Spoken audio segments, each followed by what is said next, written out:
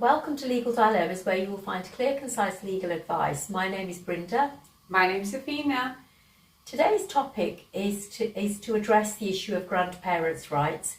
Safina, I've had a question in from a lady. Her son has recently separated from his wife, and she will not allow them to see the grandchildren. So what can she do?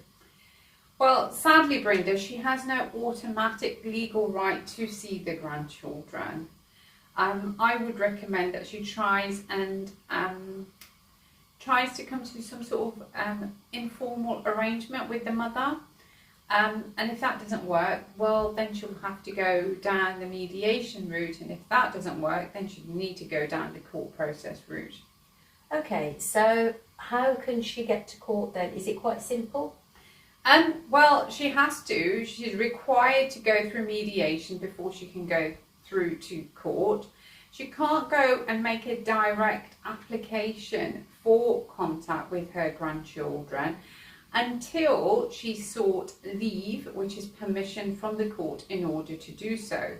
The court would need to make sure that all parties with parental responsibility are served with the application, the basis upon which the application is being made by her, and that would include her son, because he would be a party to the proceedings. Brenda, that's providing he has got parental responsibility. Yes, they are married, so even though he agrees, he'll still have to be involved in the proceedings. Yes, absolutely, because at the end of the day, the court's got to take a holistic approach to the child in terms of impact, and looking at the wishes and feelings of the child, looking at the wishes and feelings of each of the parents. There might be a reason or rationale for the behaviour of the daughter-in-law. We don't know what the dynamics of that relationship were, and also what impact will that have on the well-being of the child if the mother is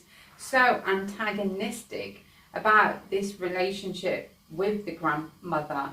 And it's also really important to remember, well, what sort of relationship has the grandmother had in the past with the grandchild? I mean, is it a continuing relationship? Is it a new relationship that she's trying to build up?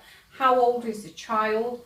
So there's lots of matters that the court needs to be live to and will deal with. But if they're happy with that, then they could end up, she could end up with an order being granted in her favour. Okay.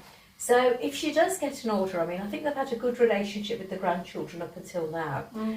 So providing they satisfy all the court's criteria and the children are considered to be the prime consideration in this, once they have their order, can she still stop them? Well, I mean, this is like any order, Brenda. Orders are legally enforceable. However, people don't always comply with orders, and that's a sad situation that we have. In that case, if the daughter-in-law doesn't comply with the court order, doesn't make the grandchild available for contact on the requisite dates or times, because we don't know, I mean, the court might just agree to say supervised contact, they might say indirect contact through letters and cards, if it's direct contact, but whatever it is, Brenda, the court will allow the grandmother to start enforcement proceedings for a breach of the court order, so she can be held accountable for her behaviour and her actions. But it will depend upon, what reason she's been given for not making the child available for contact. Has the child been poorly? Is it practical, or is it that she's just being deliberately vindictive? Okay, thank you.